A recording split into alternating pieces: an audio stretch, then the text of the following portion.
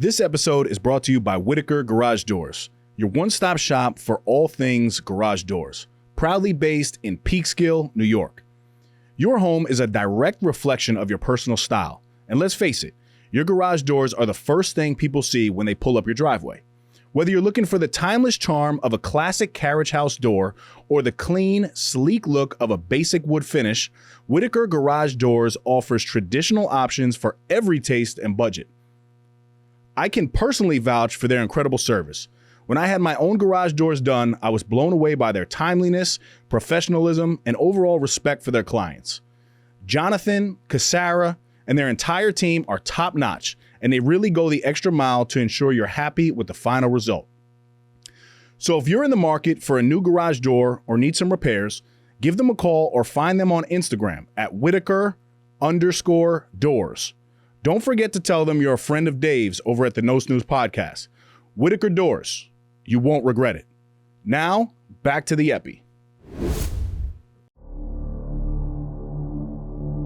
Adversity? Bring it. The struggle? I welcome it. Snooze on life? Never that. I am Dave Regina, and this is the No Snooze podcast. Come on.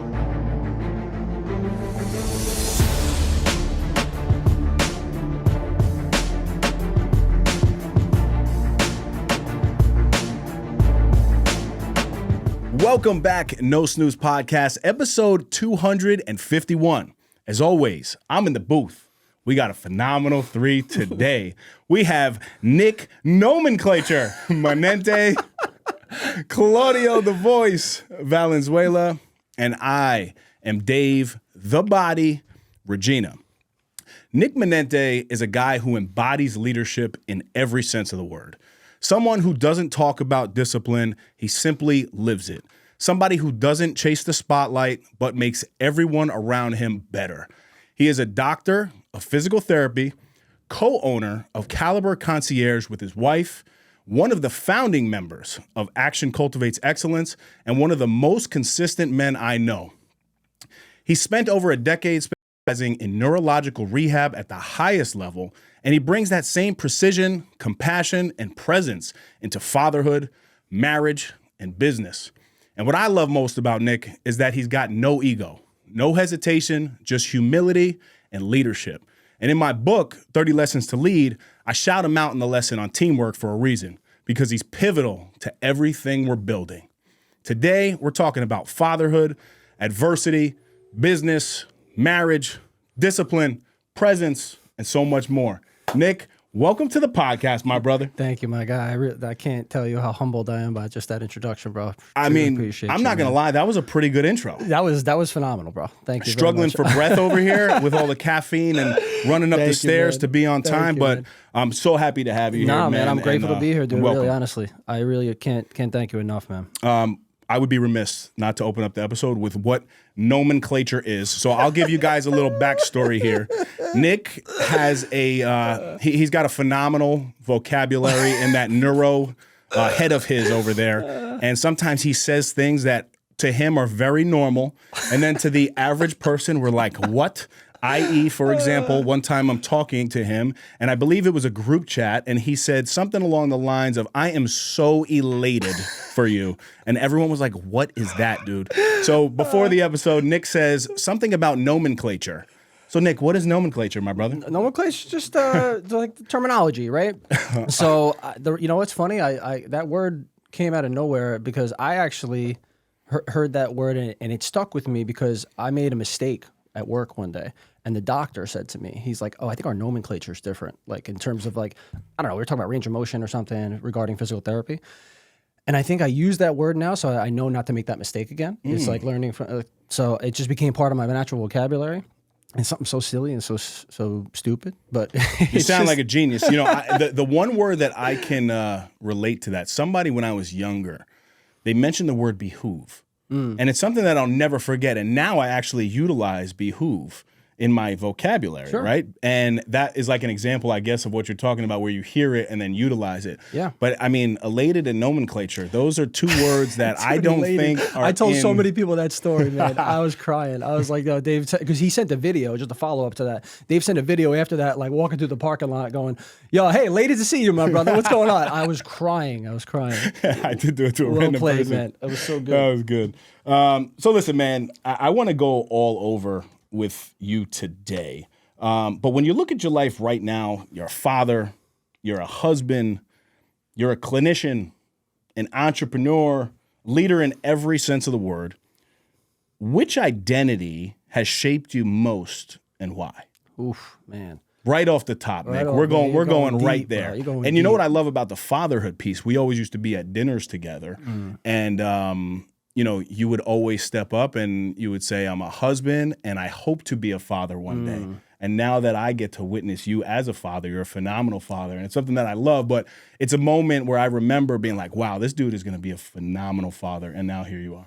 Yeah, I appreciate that, man. And I think the closest identity in this season of my life is definitely father and husband. And I think what's interesting is all the other stuff that you mentioned has prepared me for that role. That's my opinion. I really I can't even emphasize how grateful I am to be a father. I think, you know, I've shared this with multiple people in like the ACE community, and I'm happy to speak about it here. But like, my wife and I have like an extra deepened level of gratitude, I think, because of all the, you know, we had a hell of a fertility journey and it was just not easy for us. And my wife had, you know, transparent right off the bat, my wife had 6 losses. So before we even Miscarriages. 6 miscarriages, yes. And Serena, our daughter, is lucky number 7. So that is something we don't take lightly. We are so grateful because I did want to be a father, but I also came to terms with the fact that, like, when we're going through all that, like many people do, like, I might not be a father, I might not be a parent, and we had conversations about that, like, what is our life going to be like if that happens? And thank God we were so grounded. This is the husband identity, right? We're so grounded in our marriage and so grateful for each other that we were okay with that. Now we couldn't imagine our lives without her, right? But I think people going through that journey, you don't realize, because you have all these thoughts like, well, I plan to be a father. I plan to be this amazing father, amazing parent. And once that becomes like a questionable reality, you're like, well, what do I do if that doesn't happen? So to be grounded in marriage and to have my wife through that and have each other, it was super important for us. But being a father, man, it's been incredible, bro. Just to see her develop, and she does all these cute things now that her personality's starting to come out. And it is just, it melts your heart, man. I do this thing with her now. The most recent thing that she's done, I'll pretend I'm sleeping. I'm like, Serena, daddy's going to go to sleep. And I just pretend I'm snoring. And I sit there and I lay in my arm, I close my eyes. She crawls over to me and I hear her like coming towards me. And then she just taps me on my face. And I go, oh, you woke daddy up. You woke daddy up. Yeah. And then I say, can daddy have a kiss? And she leans in and like in her way of like, Nell's been teaching her like how to give a kiss. Like, oh, kiss, hug, blah, blah, blah. But dude, those little things that like people always, I heard them speak about as fathers like yourself. And I would be like, oh, I hope to experience that one day. To actually be in that moment, it forces you to be present in a way that because presence is my hardest thing, man. I'm scatterbrained. Sean and I are very similar. Guys like you, very similar, right? You have a lot of shit going on that you like. It's hard for you to be present in the moment. And Serena has that powerful effect to make me be present instantly. Well, you guys are doing an incredible job, man, and God bless you. God bless your wife, Nahal, and God bless Riri. She is, just so cute and special. And I had some time to spend with her just at the beach in Miami. That was so great. Uncle Dave is officially in the building. First time at the beach, man. First time at the beach. No, that was awesome. And also, you know, I think we'd be remiss not to, for anybody maybe who's tuning in for, you know, the first time, if they've lived under a rock. I mean, welcome to life and the No Snooze podcast here. But, you know, Nick has been a best friend of Sean Degnan's, my partner in Action Cultivates Excellence, for over 15 years now, right? My guy. So, somewhere around there, right? Yeah. And, you know, the relationship Straight with back you. to Sam's Italian restaurant, Right, man. you and Joe K, also another, both No Snooze alums and founding members of ACE as well. But one thing that I always, and I hope I say it enough to you, that I really appreciate is you guys, you and Joe specifically, allowed me to come into that relationship, not only with Sean, but you guys specifically welcomed me with open arms. And that, I think, is something that is, it's very unique, because most people would want to, I mean, I don't know if compete is the right word, but maybe like, oh, well, why didn't he start a business with us, or, you know, any of that. And I just appreciate that so much about you guys. Of course, but do you remember our first interaction? Because I do. It was via group text. Group text? Yeah. I know. So our first interaction was actually a debate. And it was a picture of you and Joe after finishing the Murph workout. And that was the first time I knew about it because you had done the podcast with Sean right before that, and there was a reel. He went and spent the day with him, started working out, knew his morning routine and whatnot. But I was like, who is this guy? I was going to text Joe. I was like, who the fuck is he? And I was like, who is this guy? Big beard, big dude. But when we were put on that chat, it was just like, it was an instant debate. It was like we knew each other already. Because it was like, and the debate was, by the way, it was the cilia. Yeah, it was partitioned versus unpartitioned. Do you do the Murph in what way? So the Murph, for those of you who don't know, is a workout where you run a mile with the 20-pound vest is the right way to do it. I'm not a CrossFit guy, by the way, but like the CrossFit community will tell you more about this than I will. But like you wear a 20-pound vest, you run a mile, then you're supposed to do it unpartitioned, meaning you have to do these consecutively before you move on to the next exercise. It is 100 pull-ups, 200 push-ups, and then 300 air squats, and then you close it out with another mile loop with the 20-pound vest. So we're having this debate. They said Murph completed in I think a good time, respectable time is less than an hour. Yes. And you guys had said 48 minutes or whatever. And I was like, partitioned or unpartitioned? I'm like, and it was like, oh, well, we did, 10 push-ups, then we did 10 pull-ups, whatever. And you broke it down. And I was like, oh, it doesn't count. And, and Dave's like, what do you mean doesn't? It was just this silly debate that we had. It was very bro-ish, right? We're sitting there having this debate about lifting and I was like, bro, I don't know, man. I got to do that and see. I've never done it that way, to be honest, the Murph workout in itself like that. I've only done it in the partition sense, and I've gotten under an hour but I know we met, who told us they did it in 28 minutes. Who was that? Joe Girardi. Joe Girardi. Yeah. Joe Shout out to Joe Girardi, who absolutely lied to us that day. I'm pretty convinced that that's not the entire truth, but hey, man, more power to you if you did it, Joe. But yeah, man, that was our first interaction, and having a debate right off the bat, and then I am so grateful for our friendship, man. I got to say that and acknowledge you, because you're one of the people that I speak to almost daily. Via a group chat, I reach out to you one-on-one. In the past several weeks, I've reached out to you and called you, right? You become a real significant voice of reason in my life, and we've only known each other for 2.5 years, right? The alcohol thing, you were a big impact on me not drinking anymore. Which is crazy. Yeah, which is crazy is right, bro, because I looked at it today because I was like, I know it's going to come up. I'm 611 days it's been since I mean, not to compete. I'm on day 702. I don't think you'll ever catch me or Sean. No. But you're doing a really good job. Yeah, Nick. thanks. But no, that. to boomerang that right back to you, man. Super grateful for the friendship and the conversations that we have. Because there's not too many men. It's becoming more normal, I think, with Action Cultivates Excellence. But where you can actually sit and have real conversations. You and I talk about that all the time. We're like, wow, we have deep conversations that are much different than people that we've known for 25 years. 100%. The depth at which you know me and the depth at which I know you, it spans, yes, only 2.5 years in a timeline, but I feel more comfortable around you than 95% of my 100%, circle. man. And there's something I say at almost every dinner it comes up where I don't do well, and my friends that have known me for 25, 30 years will tell you, I don't do well with superficial conversations. I am so bad at it. My wife tells me all the time, you got to have it, though. You have to have the ability to have that, because she's like, you check out. She's like, what are you doing? She's like, well, they're talking about the weather and this weekend and very superficial thing, and the conversation doesn't go anywhere. I understand that a lot of conversations have to start there, and then they go a little deeper, but if they don't go anywhere, man, I check out, man. I'm going to sleep. And it's a terrible habit, by the way. Yeah, I can relate to that. Because I have to be present. They're going back to presence, right?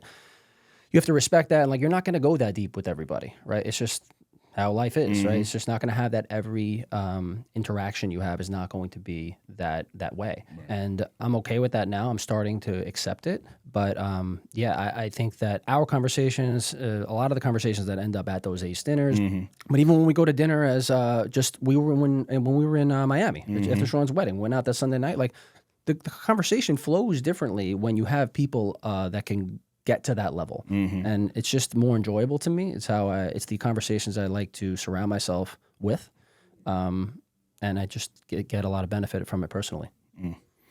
I want to tap into your professional expertise a little bit. With I'm actually elated to talk about this. You kind of stepping into being it's a DPT, right? Doctor of Physical Therapy. So you are the doctor. And I make that clear, I think, when we do cold plunges. I'd always tell everybody we have a doctor on staff because Nick Manente is in the building. And you've been in that field since 2012, I guess, professionally, right? But what pulled you into that in the first place?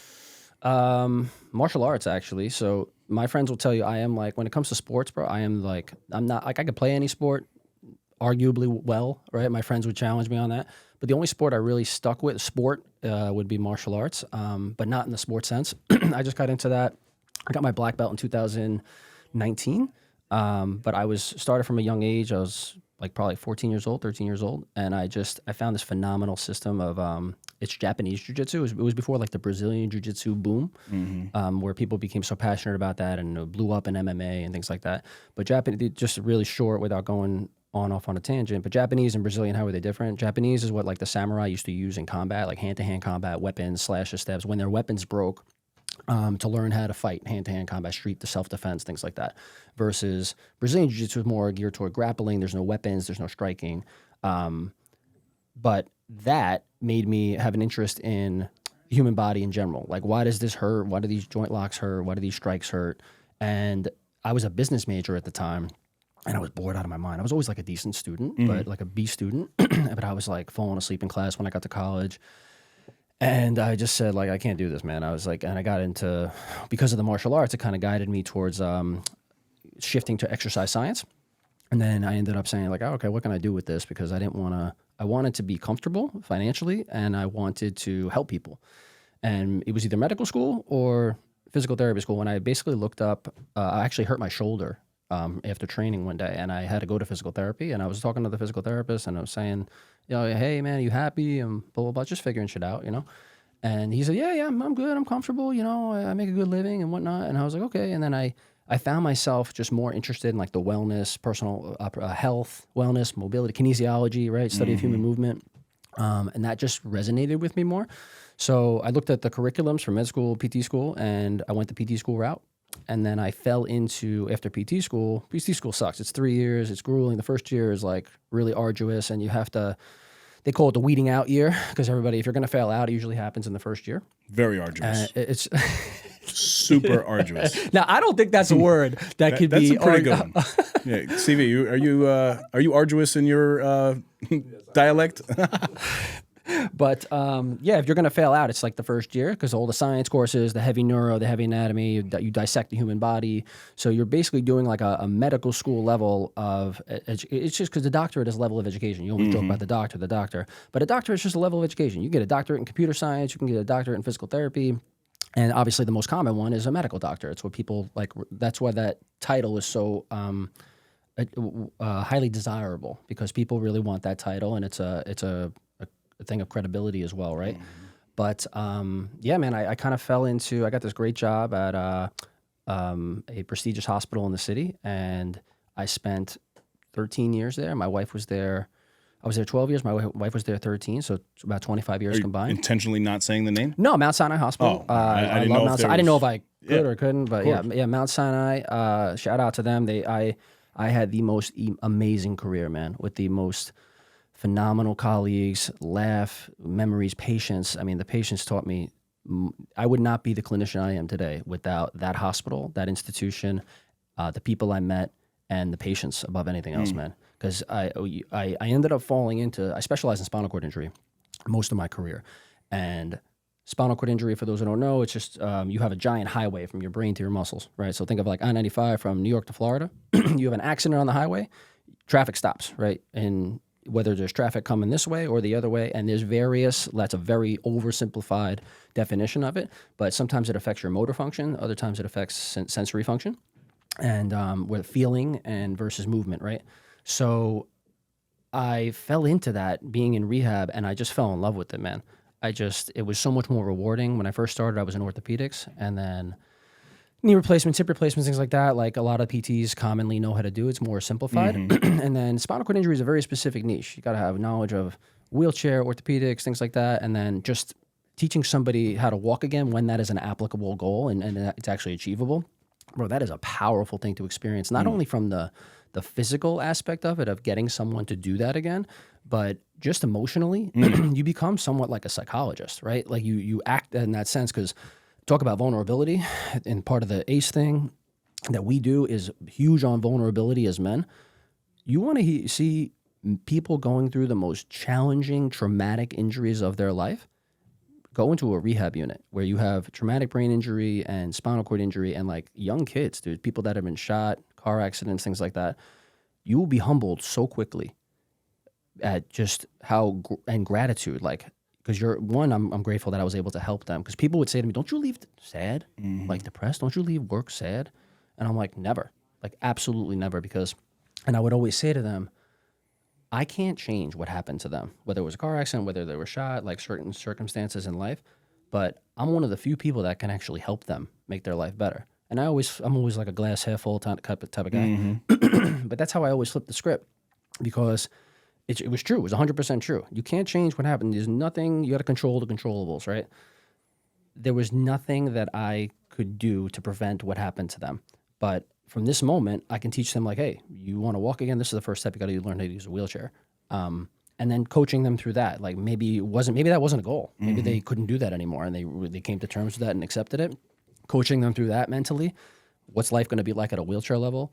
And it gave me a whole different life perspective and gratitude, man. And I'm very grateful for it. Yeah, it sounds like it's heavy work, right? And also, I've watched Grey's Anatomy in that unit, so I understand that this is very, very heavy work.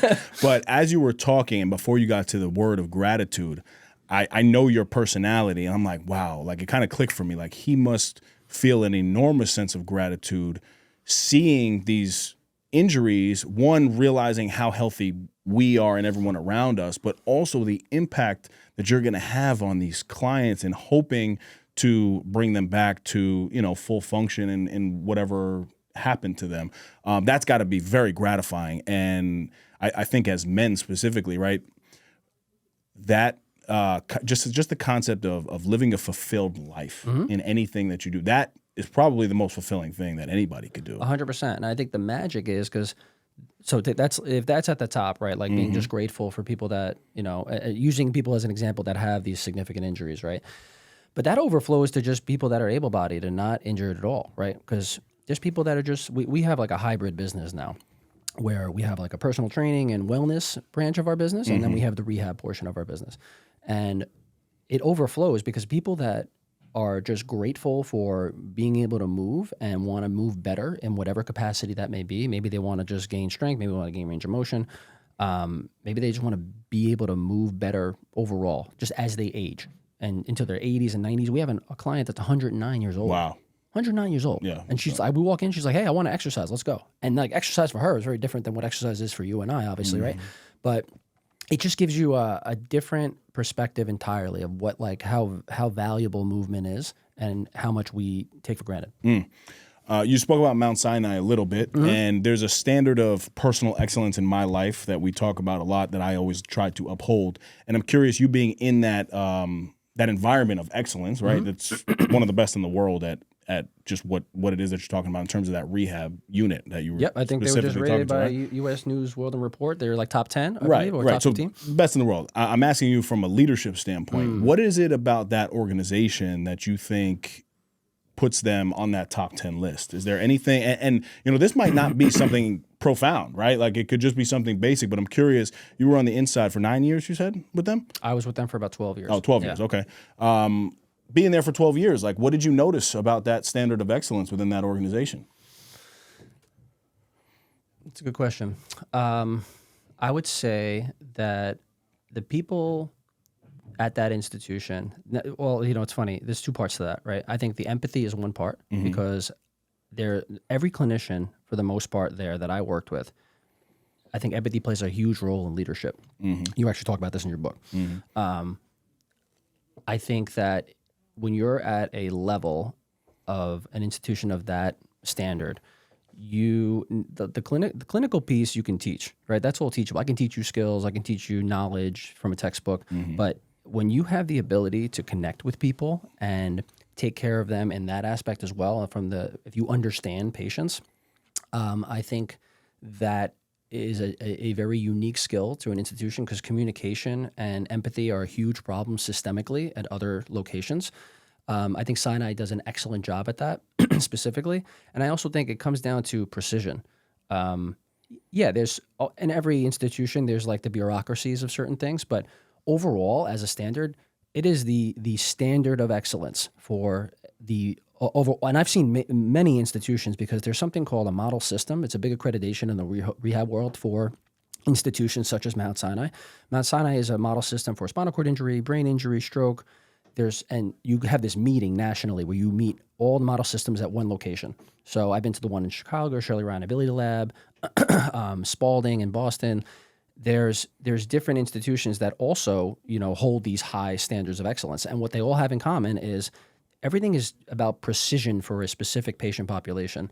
So they emphasize that with cardiology, neurology, the GI stuff.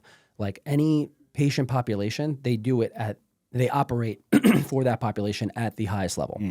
Make sure everything in terms of the clinical excellence is all in order, and they hire the right people to enforce that.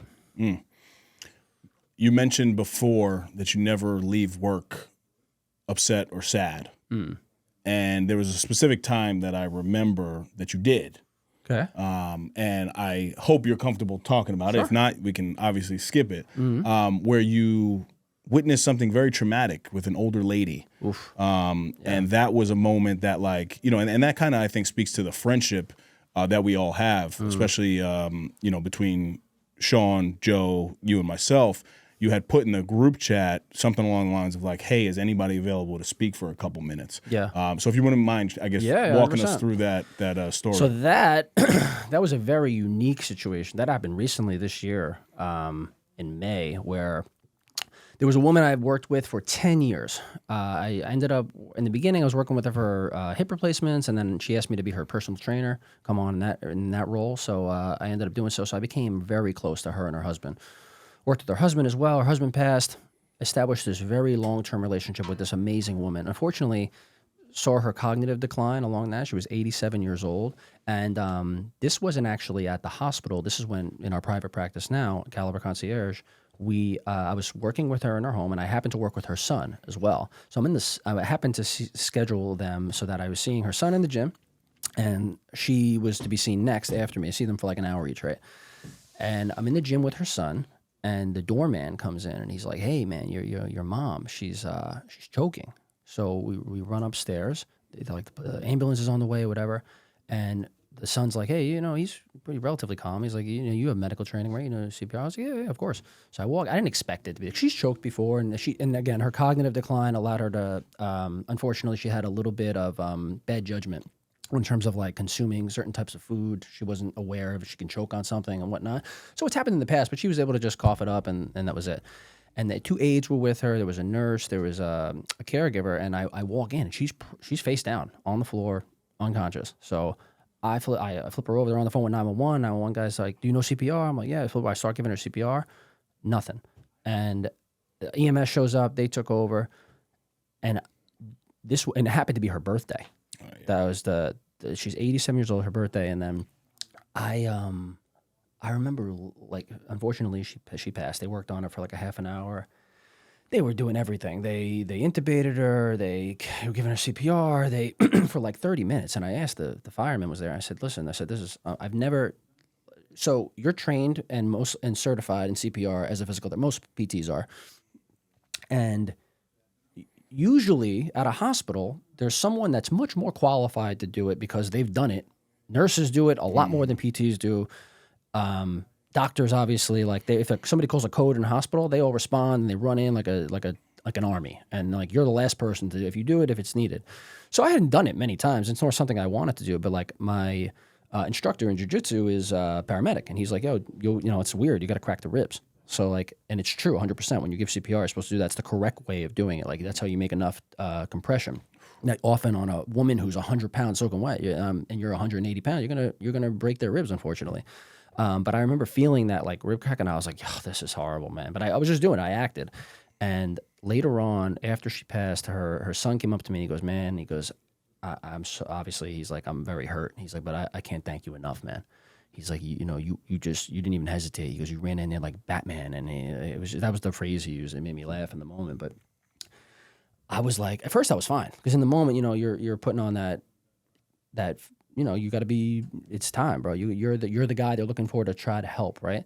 But when I left, I got in the car and I had to go to another client. And Nell's like, I called Nell and she's like, you're not going to work right now. You going to see somebody else right now? And I was like, yeah, I'm going to go. She was like, can you just take a minute? Like, do you realize what just happened? And I was like, yeah, I did. And when I hung up with her, that's when I started to like get upset. I started to like, it really clicked for me.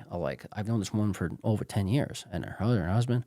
And I called you. And nobody was answering the phone. I was like, guys, please give me a call. You were the one that called me back. But bro, I couldn't, when I remember telling you that story, yeah, of course, I was upset. But before that, I had spoken to my client that I was going to see. And I said, listen, I'm very close with him as well. And I said, Paul, I'm sorry, man. I couldn't even speak because I started to get upset. And I was just like, and he was like, Nick, he's like, you've known this woman for so long. He's like, you literally were such a role in her life. And he said something to me that was very impactful in that moment. He said, even though she didn't make it, he said, I am more than positive that she felt comfort in her last moments because you were there. And I just said, man, that is deep, man. Talk about somebody giving you like life advice where he's another one who's in his late 80s and he's just like really sharp as a tack. And he just said to me, this is life, man. He's like, you did what you could. You did everything you could. And you should be grateful that you were there. No, it's a very powerful story, man. And, even as you're telling, I'm feeling it and thinking about it all. But yeah, you have definitely this unique ability, and it's definitely from the martial arts upbringing and everything you're involved in now, but not many people would be able to act the way that you did, without that level of panic. Like you felt it after, I'm sure, just like everybody else, but like it takes a certain level of a man to be able to just jump in and then also have the understanding of like, at the end of the day, you couldn't help her.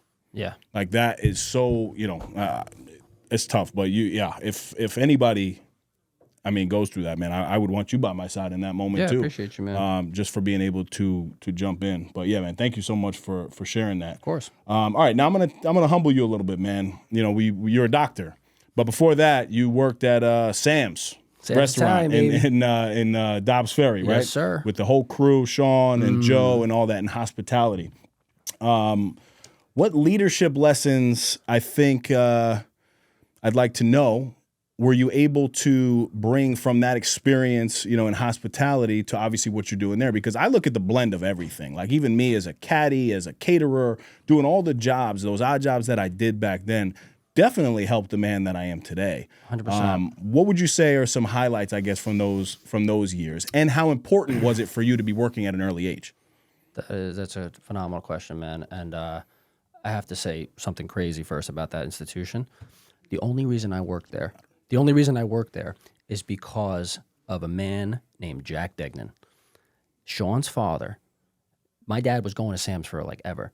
And I didn't realize this until after Jack passed, and I was reflecting and I told Kevin and Sean this. Jack had, it was crazy in there one night. A waiter had just left, and they were looking for somebody, right? And I was working at the yacht club in Larchmont at the time. And my dad had said, you guys all right? Like, you look understaffed. And Jack told my dad, like, yo, we need a waiter. Like, and he's like, oh, my son's a waiter. He's like, he works somewhere else in Larchmont. He's looking for another job, blah, blah, blah. So the only reason I'm working at that I ended up working at Sam's for 13 years is because of Jack Degnan. Wow. Because I went there, and it just Maurice and I hit it off, and that was it.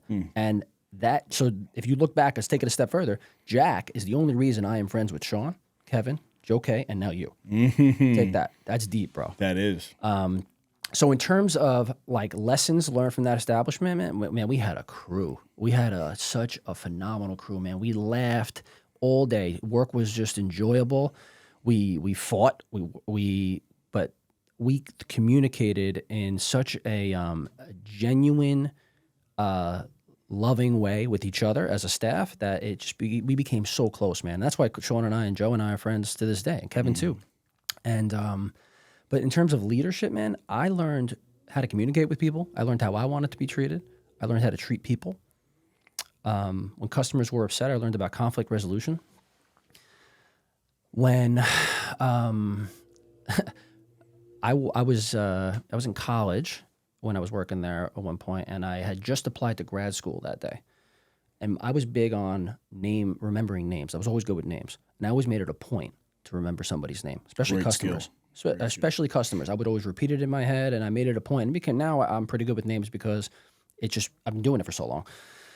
My guidance counselor from high school walked in, and he said, "Nick, oh my God, Nick Manente." He goes, "What are you doing here?" I said, "Oh, I'm working." He goes, "It's so funny." I was like, "It's crazy that I'm seeing you." I was like, "Because I just applied to grad school today, and I applied to one school, New York Medical College."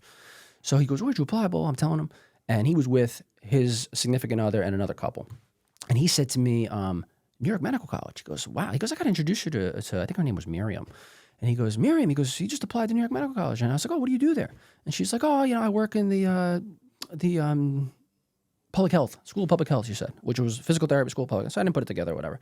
So I purposely did not want to wait on their table because I knew he was going to talk. I didn't want to interrupt their meal. I sent them over an appetizer. I went in the middle of their meal. I just checked on them, right? And I talked to the waiter. I said, "Hey, it's my guidance counselor, whatever." So and I happened to remember all their names at the table. So, "Miriam, how's everything? Everything good? Blah, blah." So, end of the meal comes. This woman stands up. I went over to say goodbye. I noticed they were leaving. She stands up and she says, "Nick," she goes, "I want to let you know I've been observing you throughout the evening." She said, "Interacting with your customers, your fellow staff members." And she said, "I'm the dean of admissions for the School of Public Health, including the physical therapy school." And she said, "I'm personally going to select your application on Monday morning." And I was like I was dumbfounded because when the universe is talking to you at certain points in life, this was definitely one of those moments for me. And I realized I was on an interview I didn't even know about. And full circle, my acceptance letter from New York Med was signed by her. Wow. Crazy. I did the whole interview process, interviewed all the faculty and all that stuff. But when it came back, I didn't realize who she was. I was young. I was a little, I didn't really realize it at the time, what role she played. But yeah, man, after the whole interview process, she was and I was like, holy shit. This is like the universe talking to you. But if you're not sure, or if I wasn't sure that I was going in the right direction of what I was supposed to do in life, that was very reassuring for me that I was on the right path. But that was wild, man. I mean, what a phenomenal lesson. Yeah. Right? And I think the simplest way to break it down is stay ready so you never have to get ready. 100%, man. You were locked in and really just treating them with kindness and obviously a genuine approach to, see somebody that you knew, but you never know who's observing you. Never know, man. And I actually, I was asked by a gentleman named Tom Callahan, who was one of my former anatomy teachers in high school. He was like, "Hey, will you come and speak to the Honor Society?" And at Pelham, I think it was Pelham High School, I forget. And one of the anecdotes I gave was that story. And I said, that's why no matter what, you treat someone, either someone who's homeless on the street versus like a CEO, same amount of respect. It doesn't matter where they're at in life, man. And to me, that's something that's always stuck with me. Wow. That's one of the best stories I think I've ever heard. I didn't know that about you. Yeah, and man. I'm serious. That probably is so it's stuck in your brain, obviously, and you probably told it hundreds of times. You've never told me that story. And it has the simplest lesson on the back end, but I feel like it's so applicable to everybody in life. 100%. Right? Man. So that job that you're working that you may not want to do as a career could be the thing that can set you up for the rest of your life. Dude, how do you act in that role? Woo, how do you act in that role? Right? Do you just go to work and punch a clock and you just dilly-dally Yeah. through the motions? My dad always used to say that. Stop dilly-dallying. Yeah, my parents said that too. Yeah. Or are you going in, you're locked in, you're going to put your best shift forward and, be able to, wow, go ahead. And I think for you and I, it may be like something we hear constantly because the Ed Milet, Tony Robbins, we're into listening and reading about from leaders, right? So you hear about show up with a good attitude, show up with a good attitude. Dude, it is the simplest advice. but show up and you're not going to feel like that every day, but like put on a smile anyway. You know what I mean? Like fake it a little bit. And I don't mean that in a don't be disingenuous, right? But like just smile a little bit, you know, have a good attitude and see what connections you make as a result. That'll probably improve your mood. But it's just a powerful lesson, man. I love it. For the past 5 years, I've trusted Kai Vision Studio with my podcast. And every time, Claudio delivers an exceptional experience. The setup here is flawless. Professional lighting, crystal clear audio, and a custom set that makes every episode look elite. As someone who speaks on leadership, I know how important it is to show up with clarity and confidence. This studio allows me to do just that. The quality here isn't just about the equipment, it's about the environment. Claudio has created a space where I can focus on my message, knowing the production will be sharp, engaging, and professional. In a world flooded with content, standing out matters. And having a studio like this gives me the edge to produce videos and podcasts that truly connect with my audience. If you're serious about creating high-quality content, I can't recommend Kai Visions enough. Claudio makes you feel at home, yet delivers at the highest level. 5 years in, I'm not going anywhere else.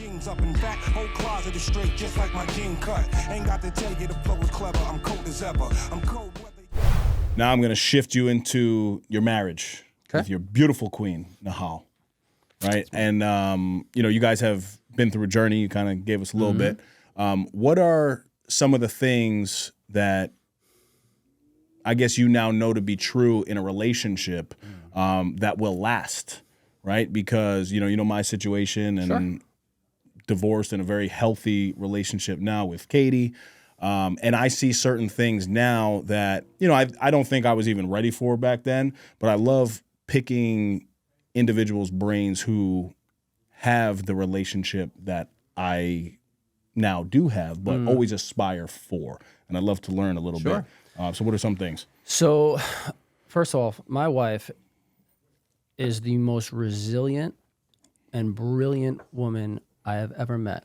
She is unbelievable, and in so many ways, she's beautiful, she's compassionate, and you know, she has taught me so much about myself.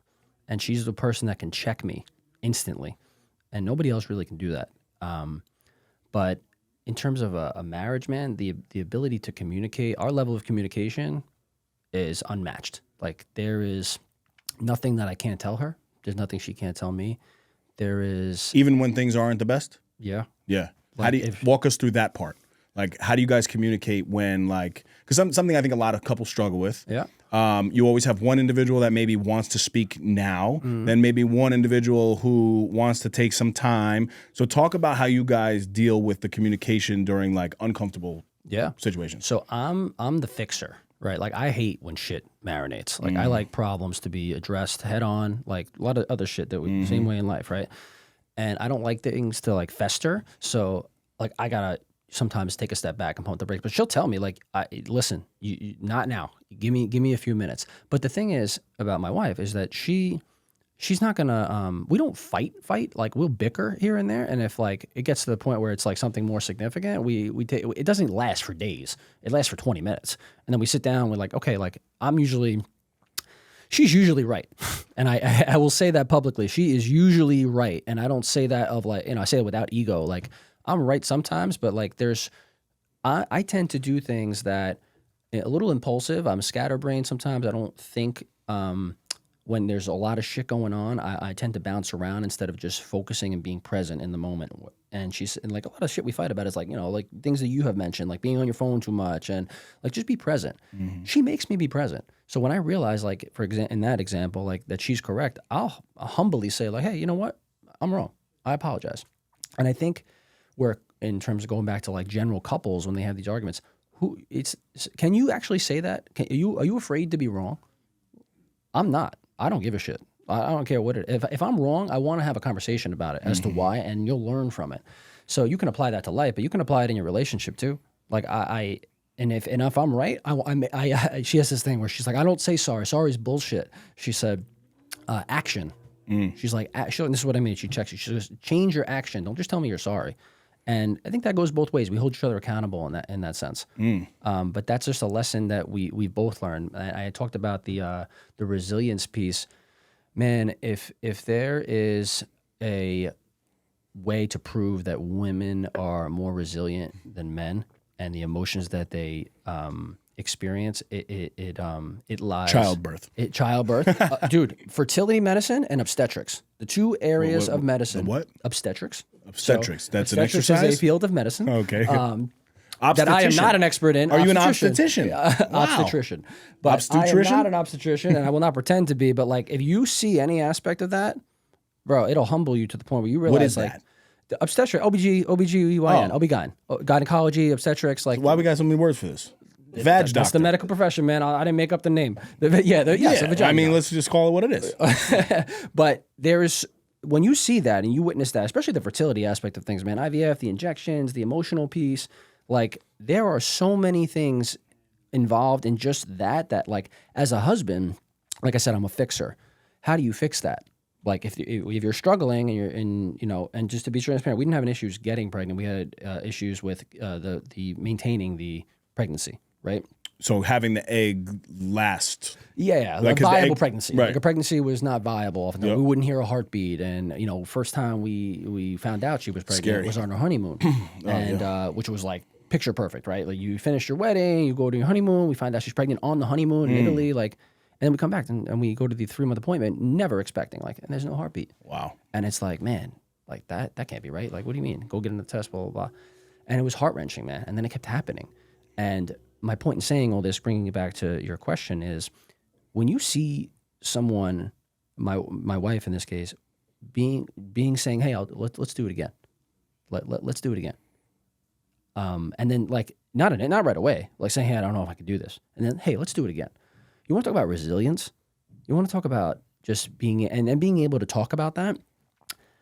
That is, dude, it is a different level that men can never understand.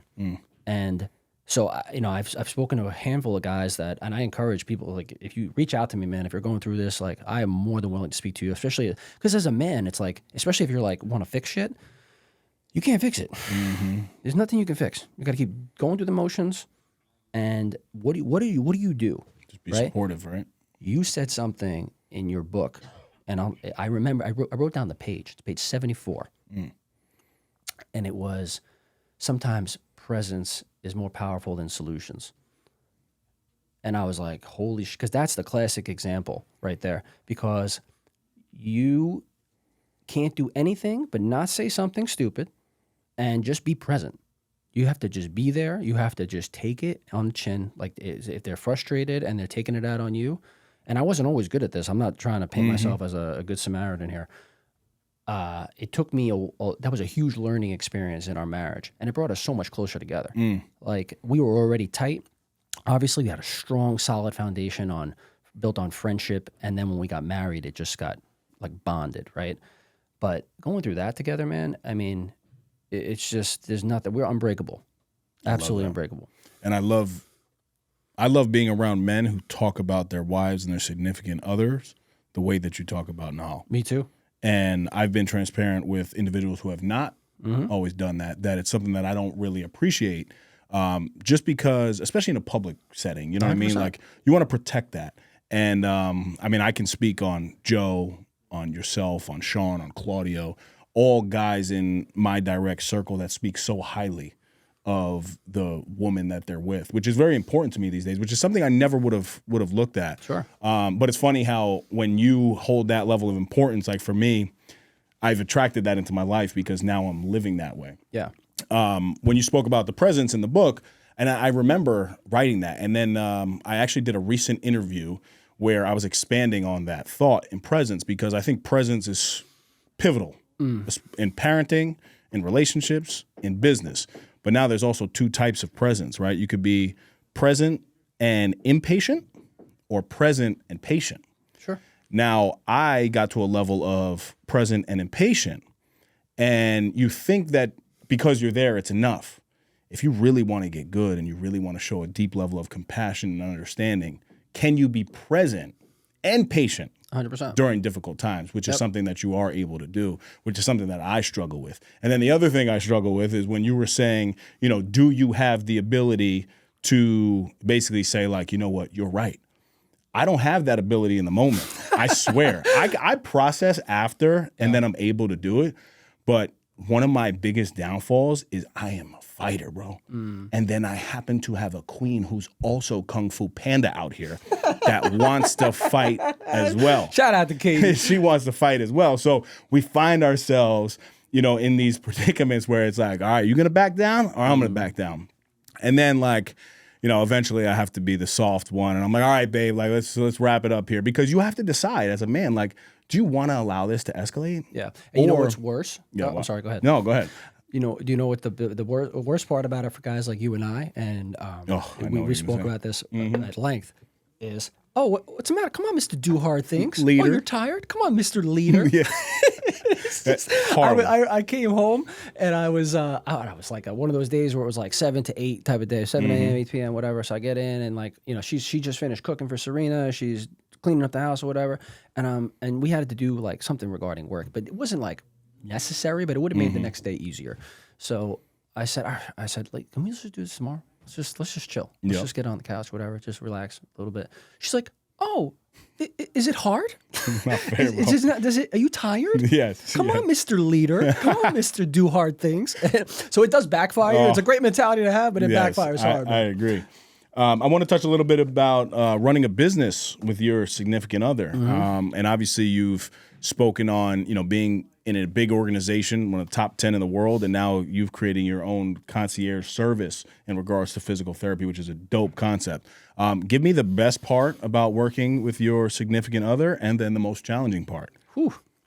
Best part is my wife, we balance each other out very well. So like I very much like this. I like to do the relationship building. I like to, and my wife's very good at that as well. She doesn't love to make calls and be on the phone and do all that stuff. But when she's with someone, she's phenomenal at it. I like that aspect of building the business and just building these genuine relationships with people.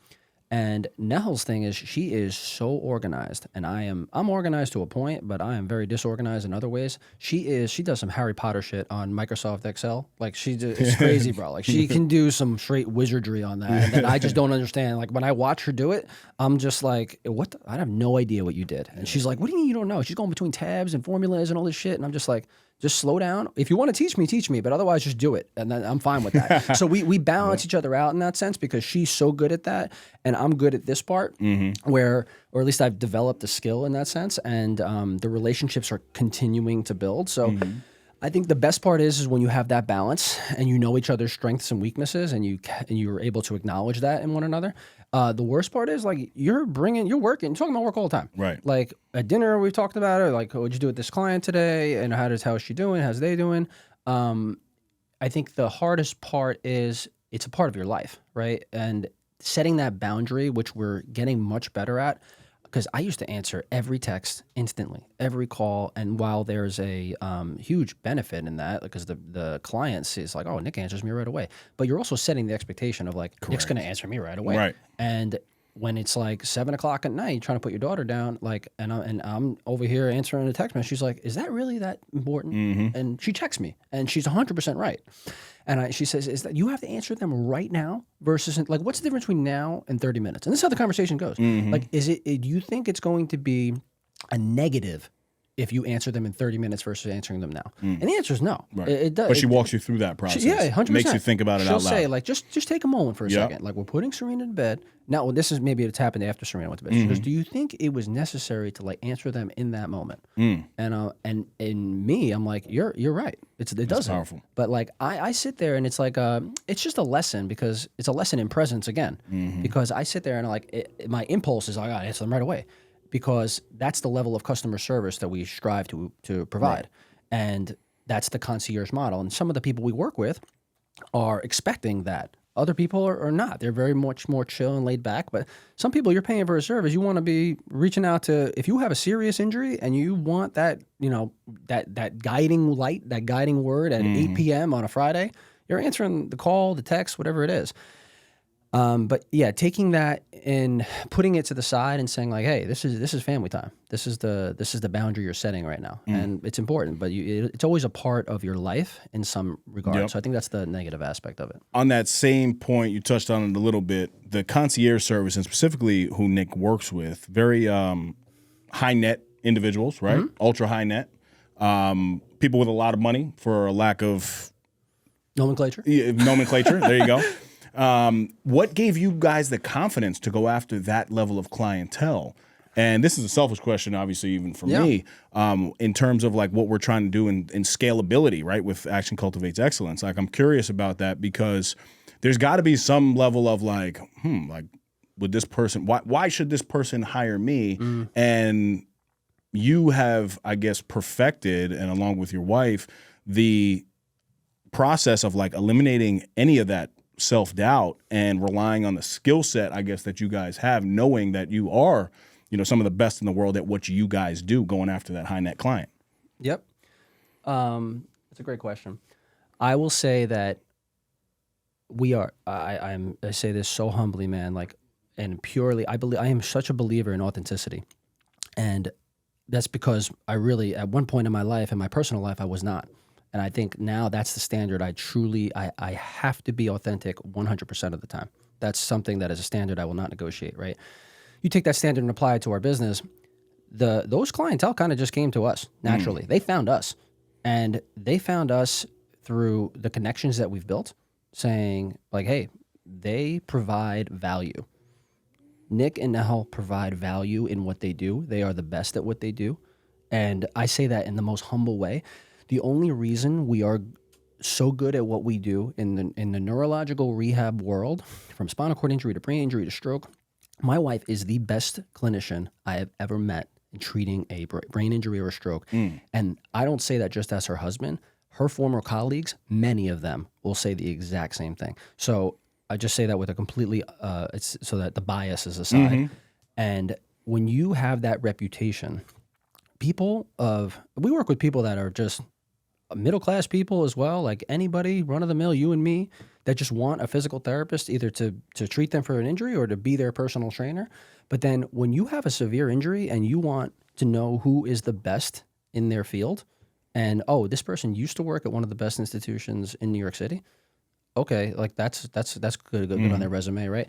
Who else does anybody know this person? Do they work? And like, they reach out to their network.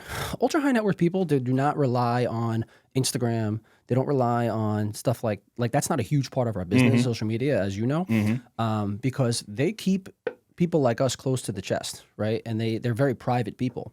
So when they're seeking out something and they want to build a relationship with you and see if you're really that authentic and that skilled at what you do, then they come to you naturally. And then when you provide that value, it just reinforces. Like, the most humbling thing is when people like that, who can afford anything in the world, come back to you the next year. To me, that's extremely humbling. Absolutely. Because they can fly somebody from literally, somebody said, hey, I can fly somebody from London, but I really want to work with you. And I'm like, okay, like that, talk about gratitude in that moment. Like, that's incredibly humbling, man. I love that. Yeah. So maybe we need to go off Instagram to tap into the billionaire network. Listen, over here. I'm making a mistake by not being more involved on social media, because I think that's entirely different market space market share that we would be able to do. I know that's a big flaw in our business. I'll say that transparently. It's opportunity, I think. Yeah, it's an opportunity, right? But I think that now, like, we have such strong relationships with people that we don't do any marketing either. Right. Man. We're very like self-perpetuating. Like, hey, I got a family member or a friend, or so and so gave me your number, and like, dude, that is the best word of mouth, right? Word of mouth is the best form of advertising. Yep. And it's just so humbling, man, because it's been a long time now, bro. It's been as a side hustle first for like 10 years, and then with each side of us, hustle for 10 years, literally. Because we were at the hospital the whole time, and she was doing this before we got married. We were just friends. We would talk about like business ideas and stuff, and then full circle, when we actually said, "Hey, we're going to take our friendship and turn it into dating," like that was crazy. That was a whole other thing as well, in terms of a transition period. And then we combining our businesses and still having that recurring referrals from different providers, and not only just the patients, but like doctors that we've established relationships with. That's powerful, man, because that's like, there's nothing more reaffirming, right? There's nothing more saying like, hey, you guys are really helping. You're really providing a service. So I think the short answer in all being said is, don't necessarily go out of your way to seek out. Try to provide the value. Like, can you actually practice what you preach and provide the highest level of care? And then they'll come to you. They'll find you. I love that. Dropping bombs today, my brother. Yeah, and you do it quietly too, which is like I said in the bio. You know, you don't have an ego, man, and you're very okay with like the spotlight not being on you, but being excellent at like all the things you do. I actually hate the spotlight being on me. Like, this is very uncomfortable. Yeah, but like, this is why we have a great partnership, because you know me, I hate the spotlight too. Like, CV, turn the spotlight up a little bit, like baby. Spotlight at all. Yeah, no, Davey Spotlight's over here doesn't like it, but it just works well because you know, like, and even with like Sean and myself, we just blend really well because there's no ego involved in it. And Sean and I always we talk about the gold, right? And when one of us is like striking gold, the other one doesn't butt in. We just let that person go, which is something that I see in some partnerships. It ends up not working out because too many people are trying to fight for that spotlight. Yeah. But it's one of my favorite things about you, man. Like, you're excellent at what you do, and when you have the opportunity to speak, you're on fire all the time. But then other than that, you're just sitting there and observing and learning and just being of service to everybody. And it's funny you say that, because people who don't know me will say like, oh, Nick's got a big ego. Nick's got a big ego. And I'm cool with that, because I think there's a big difference between a strong ego and a big ego. Like, I have a strong ego. Like, if you give me the mic and you want me to do my thing, like, I will act. I will absolutely act in a skilled manner, in the most humble way. Like, I'll just do my thing. And if that resonates with you, great, because that's the highest standard I'm going to try to provide.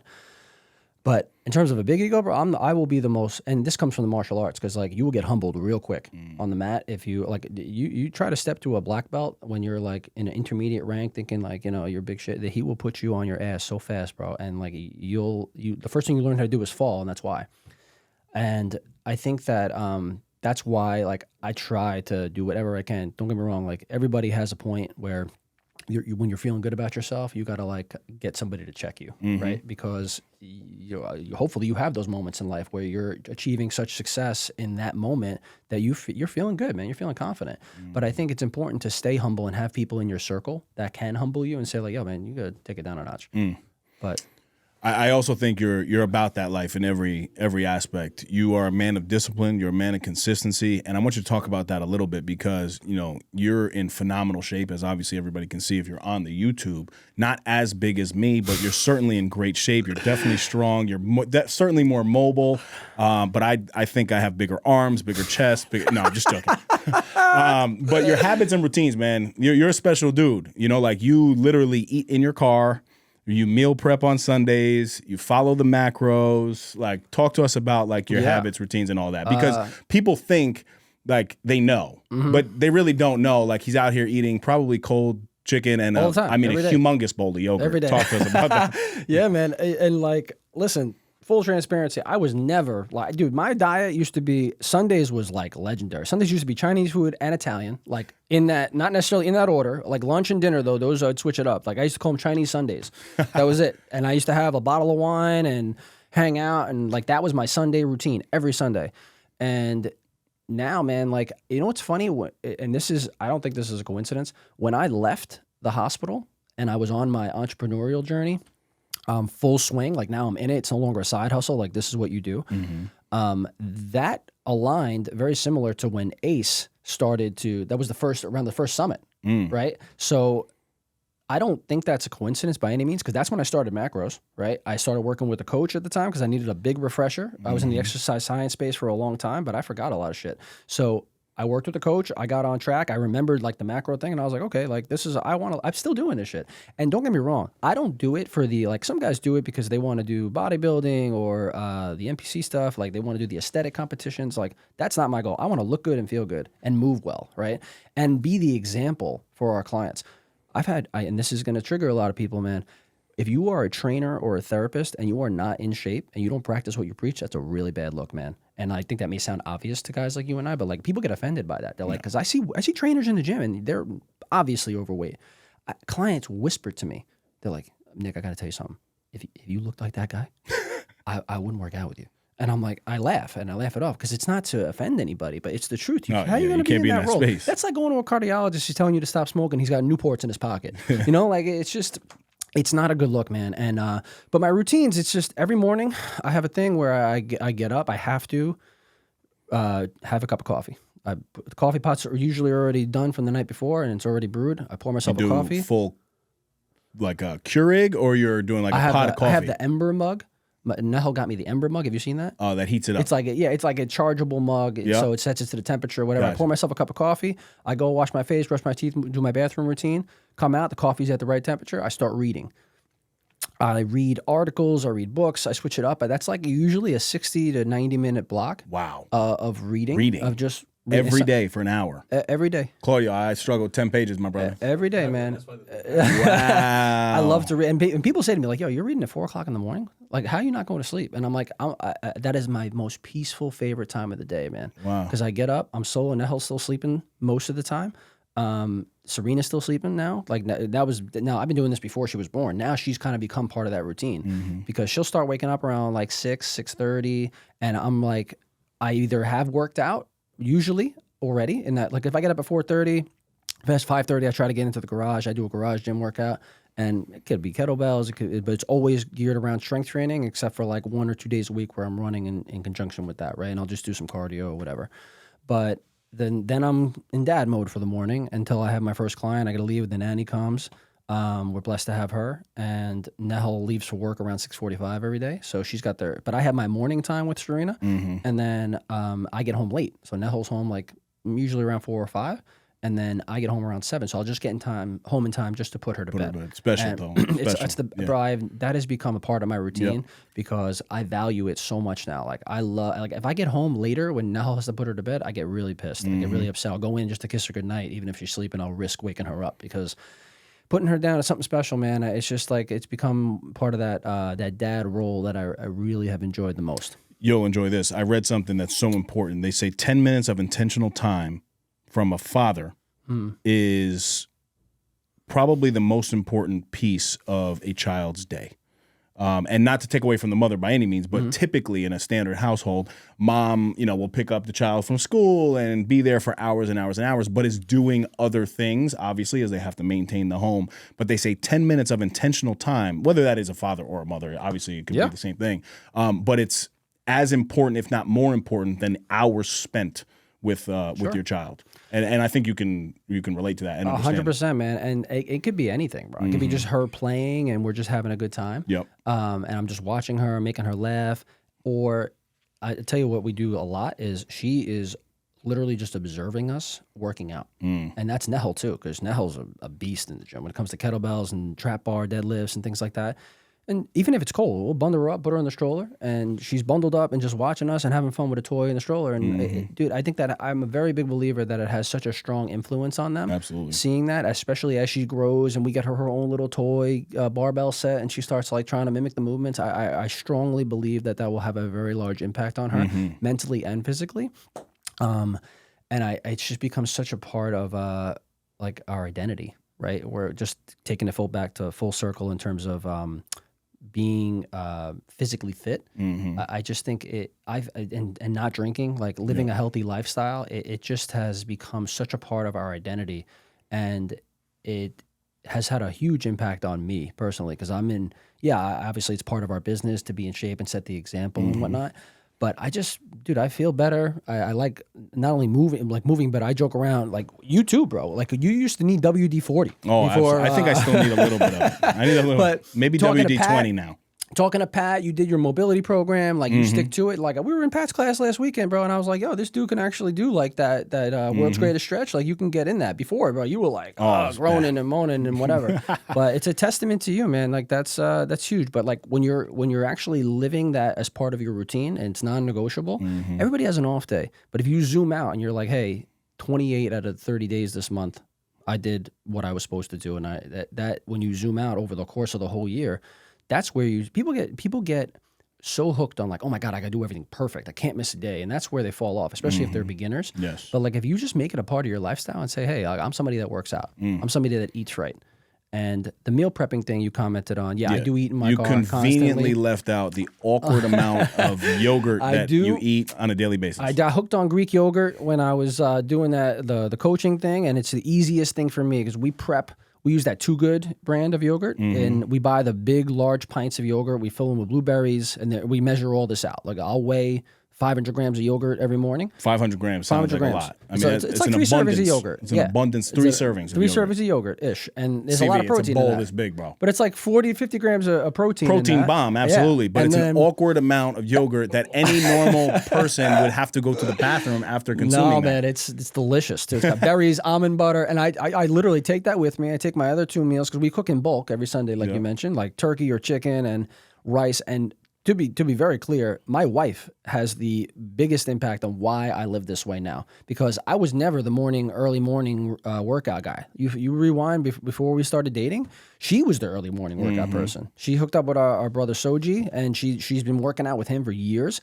I remember not being like Soji used to do not virtual, just in person stuff, and I went to a workout with him.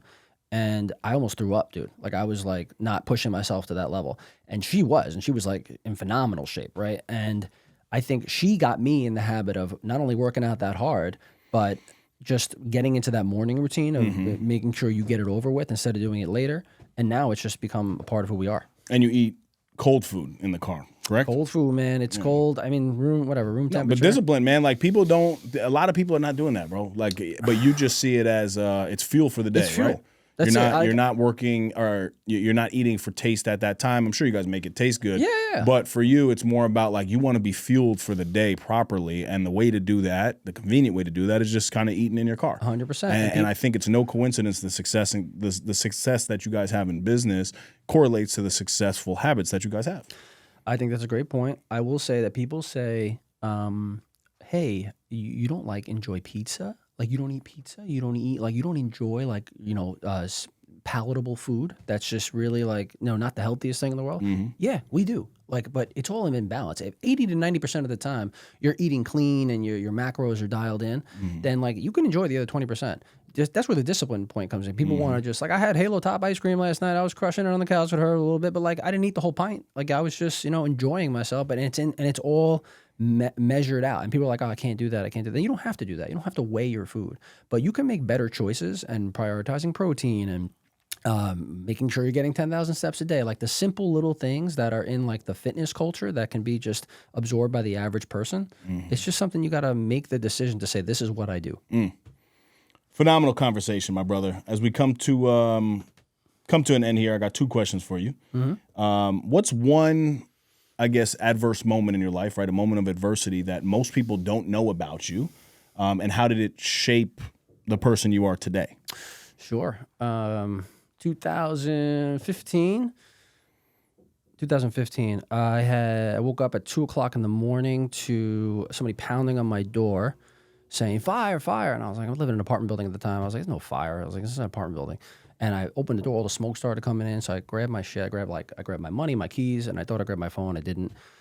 I ran down the hall, and we had this neighbor across the way that was always drunk, and he was going through some mental health issues. And we go downstairs, and there was a communal area, and I look up, and the flames are coming out of his apartment building. He lived across the hall from me, so it was on my floor. Wow. So I'm like, oh shit, this is legit. So it was in March. So the fire department comes. It's a whole, if Murphy's Law, if shit goes wrong, it's going to keep going wrong.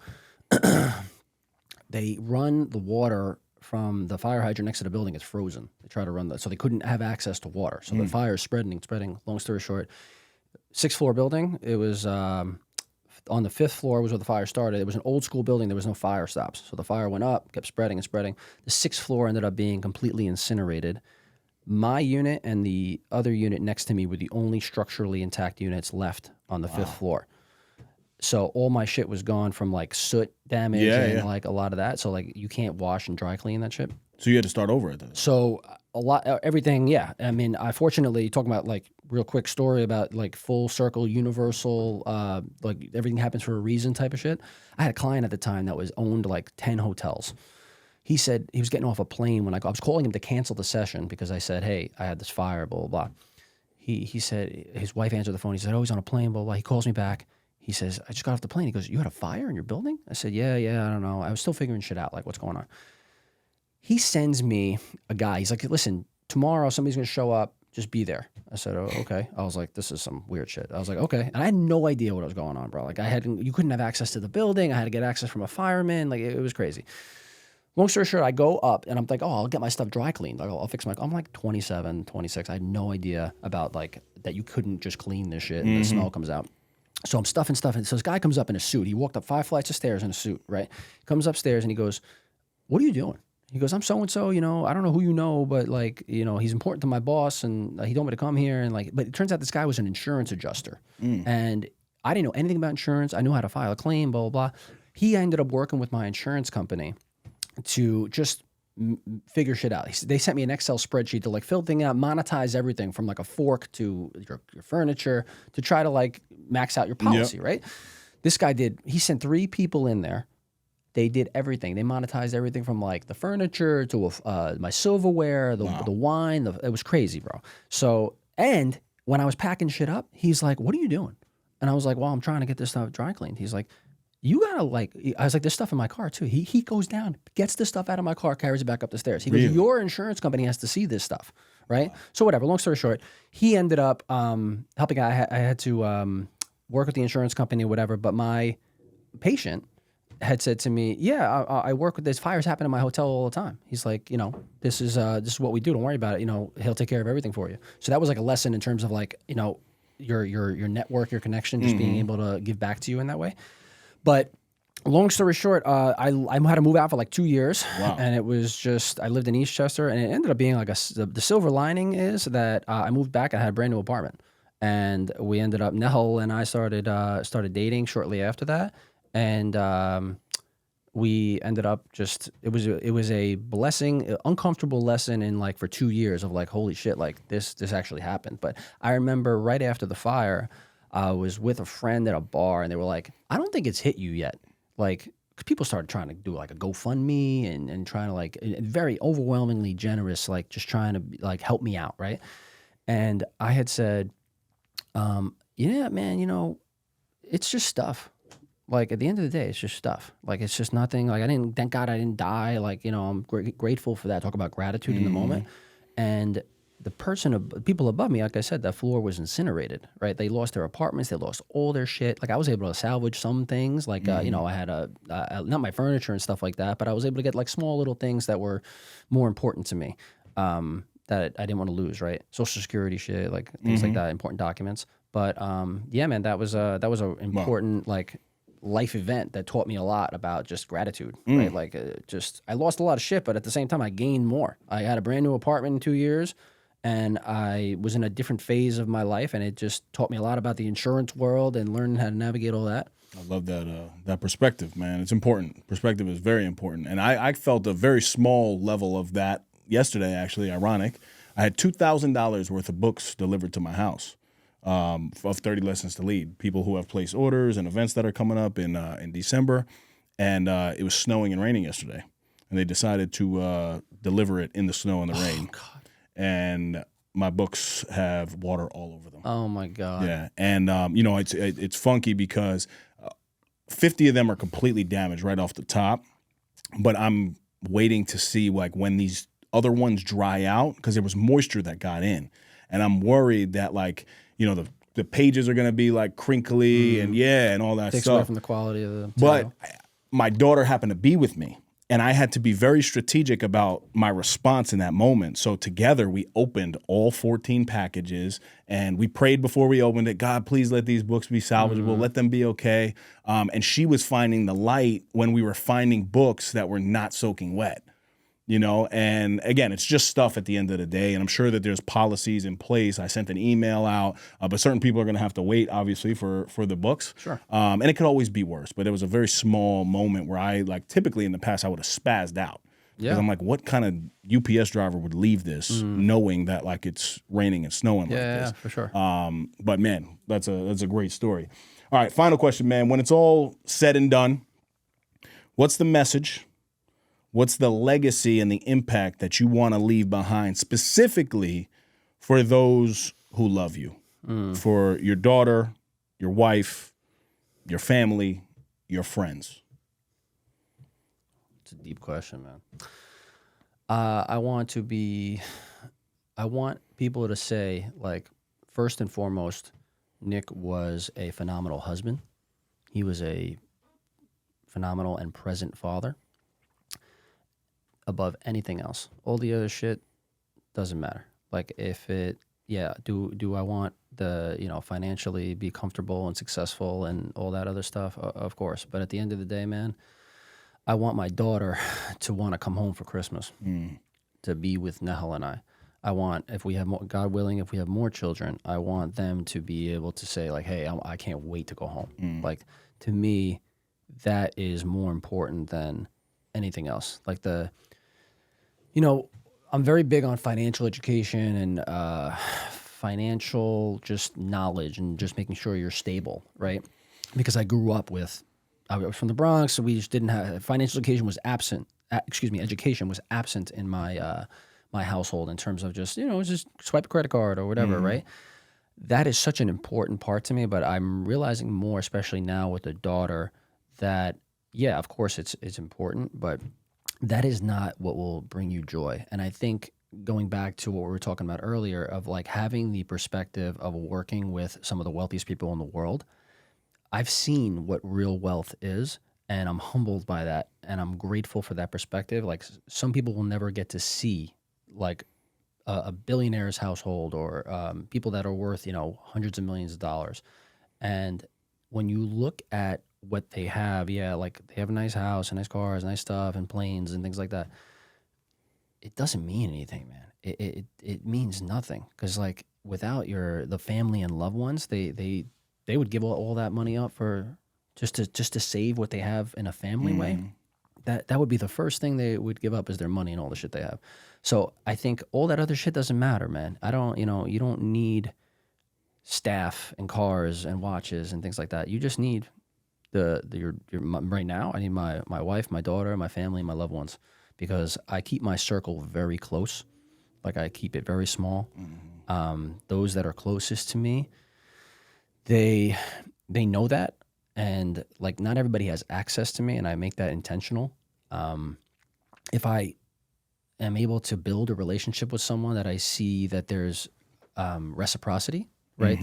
I'm very big on that too. I think that in order to have a fulfilling relationship both ways, it needs to be reciprocal, man. Like I have to, not that you need to, like people say, oh, I don't need to give stuff to you for me to be your friend. Like, no, you don't. But if you're a real friend, you should want to support the other one. I wanted to finish your book this morning. I told you that. I texted you too. Yeah, very nice. I wanted to make it a point to finish your book before we sat down, because like, I don't think I wasn't going to interview you on my book, bro. No, but it's just it's out of respect, right? And I think, and I would have finished it anyway, even if we weren't. And you doing bought a this, bunch right? of books too, man. Right, of course, and I'm going to continue to hand those out, right? But I think you should just be able to support your friends in whatever venture that is, whether it's a book, whether it's a business, like just support, man. And that's why I like to keep my circle small for that reason. I love that answer. I'm serious, Appreciate you, I mean, family is the most important thing. And second to that, obviously, is a nice watch. So that would be the only thing that I disagree with. I would say have, nothing wrong with a have nice the watch. family, have the nice watch. I haven't. Like I said, I'm big on having one nice watch. Yes. But like, hey, if you're into watches, that's your thing. That's cool too, man. I don't know anybody that's into watches, so you're not talking to me. But listen, man, I want to say thank you. I want to say that I love you. I appreciate you. I'm grateful for you. This friendship is one that I'm very excited to continue to grow alongside of you and to continue to learn and serve with you. I'm excited about everything that we're doing with Ace. Yeah, man, and I'm happy we did it at this time. Like when I asked you to do it, I just felt that it was the right time to sit down and have a conversation. And I hope 100%, man. I want to throw that right back to you as well. Great. I truly appreciate you, man. You are one of the people I can proudly say that I am happy to bring my daughter around. and to see us raise our daughters together. You're obviously Callie's older than Serena, but I can't say I am genuinely proud and humbled to bring my daughter around other men like that I want her to spend time with. Of course. You're definitely one of those people. And I learned a lot. I learned a lot from watching you be a father. So as a friend, a father, I think you're a phenomenal speaker, man. I've learned a lot of just being comfortable public speaking. You've taught me a lot about that. And I'm not just blowing smoke, man. I really, truly appreciate it. Listen, man, I'm grateful for that. And also, you guys don't know, but Nick has he's got a great skill in ironing clothes. There's been a couple trips that I've been on with him. Sean's bachelor party, where Katie was unavailable to attend. Nick is a great second to Katie, and he irons phenomenal clothes. Man. He also gives great deep tissue massages, which I was fortunate enough to receive. If you want to see a grown man cry, touch Dave's calf. Okay, that's all you got to do is touch his calf, man. Kid's like, oh, my calf is killing me. I have a trigger point, blah, blah. I've never seen a man his size cry in such a short period of time. Listen, we preach vulnerability, Nick. All right, it's okay to cry. Listen, man, thank you so much. Please let everybody know where they could find you and connect with you. Yeah, Instagram is, I guess, the easiest way. Nick DPT is my Instagram, my personal Instagram, and then Caliber Concierge. I am not the best at responding on that. I will get better. But Nick DPT, if you want to DM me, if you have any questions, I'm happy to connect. And then my email and all that is in my Caliber Concierge info as well. Beautiful. I appreciate you, my brother. Thank you, man. Guys, as always, I just want to say thank you. I want to wish you and your families a wonderful holiday season. 2 words in New York, it's brick right now outside. So stay warm. That was like 20 words, but stay warm, I guess, is what I was trying to say. You can shop the latest merch at nosnoozeshop.com. And if you haven't already done so, please grab a copy of my first book, 30 Lessons to Lead. I promise you it's a great and easy read. All right, we're not talking crazy dialect like my brother over here. All right, it's very simple. It's tangible for any leader at any level. And until next time, stop snoozing. Get up and get after it. Nick in the building, baby. Thank you guys for tuning in. That's another Epi in the books. You can follow us on Instagram at No Snooze Podcast and leave us a 5-star review wherever you listen to us. Subscribe to our YouTube channel, No Snooze. Shop the latest merch at nosnoozeshop.com.